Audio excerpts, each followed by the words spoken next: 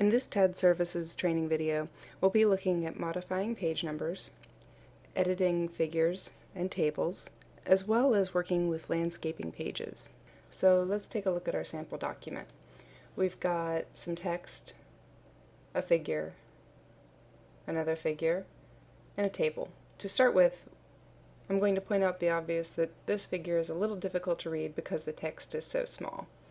So to sort of increase the size, we're already at the maximum width for the page. We can't fit anything else into the left or right margin, so we're going to need to landscape the page. To start with, we'll have to highlight the text of the caption and the line that the figure is actually placed on. Then we're going to come up to the Format and Document in the menu. Now what we're going to want to do is go to Page Setup and choose Landscape. We'll click OK. Don't click OK again. We want to make sure that what we're applying it to is the area that's been selected. So we'll change this to Selected Text, and then we'll click OK.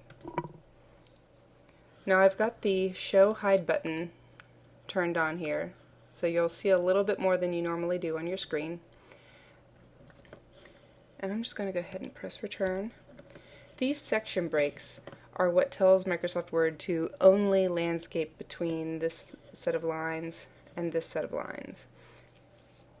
So to increase the size of your image, you can either go the long way around and work with size, rotation, and ordering, and guess and check your maximum height and width, or you can simply click on your picture and while holding down the Shift key, click the corner and drag.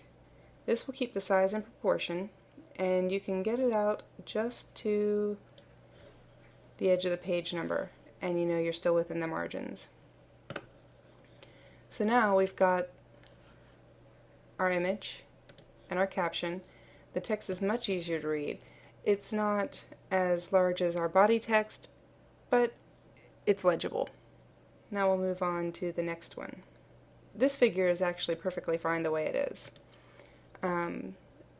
When you work with a really complex diagram that you've made yourself, what you can do is you can take a screenshot of the image that you've made, as we have done here. The problem with not taking a screenshot of work like this is that if you have a lot of arrows and you have a lot of text boxes, they can tend to jump around. So if possible, we highly recommend getting your figure into a final format that you're happy with and taking a screenshot. If you aren't sure how to take a screenshot, Macintoshes all come with a bit of software that really helps with this. It's called Grab. So if you go up to the spotlight and type G-R-A-B, the top hit should be the program.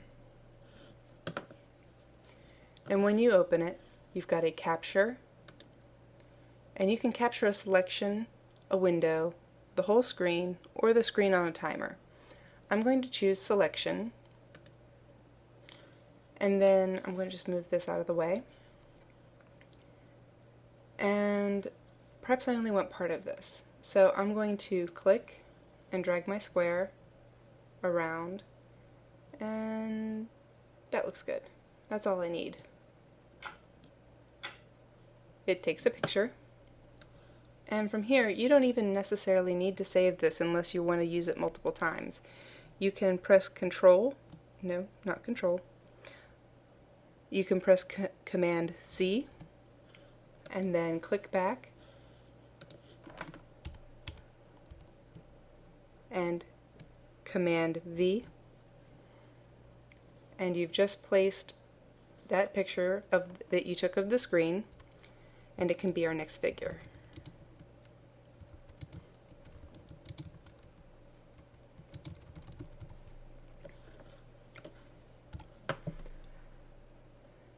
So that's a great way to get diagrams so that they'll be solid in one piece rather than lots of little text boxes that are floating around and move around on you.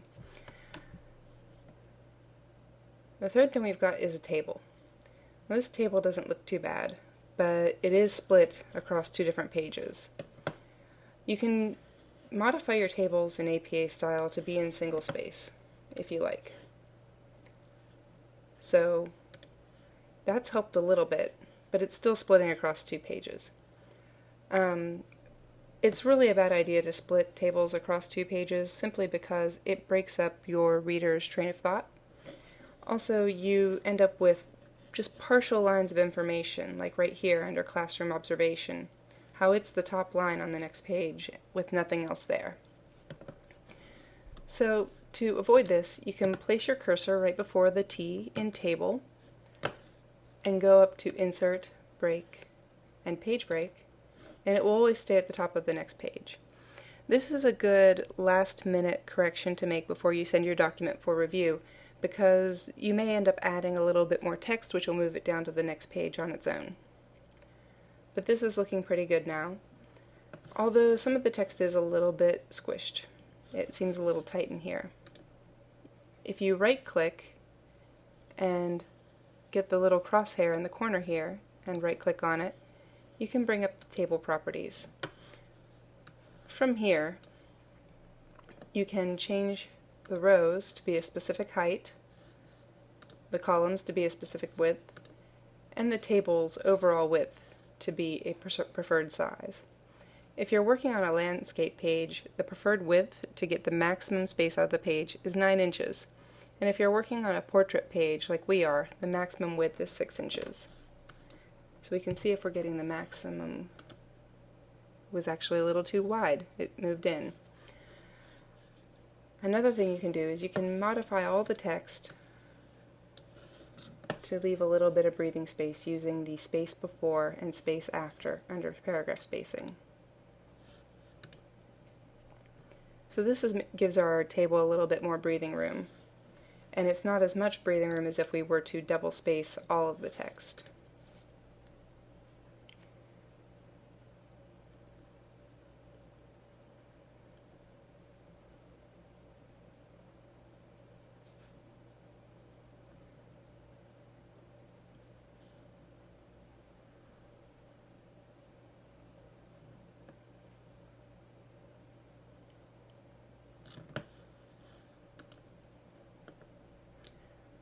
One thing that wasn't a problem when I landscaped this sample document page is that the page numbers still appear in the way they're supposed to, in the order they're supposed to. One thing that didn't occur when I landscaped the page is that the page numbers still appear in the order that they are supposed to. When you're working in the template, this often is not the case. If your page numbers would happen to become out of order for whatever reason, you can always correct them by double-clicking in the heading and then coming over to the formatting palette in the header and footer section. You'll want to go to Format Page Number and make sure that it says Continue from Previous Section. The templates seem to default to starting at 1, so this will take care of everything, and it will make sure that the previous section's page number is where the page numbers start counting.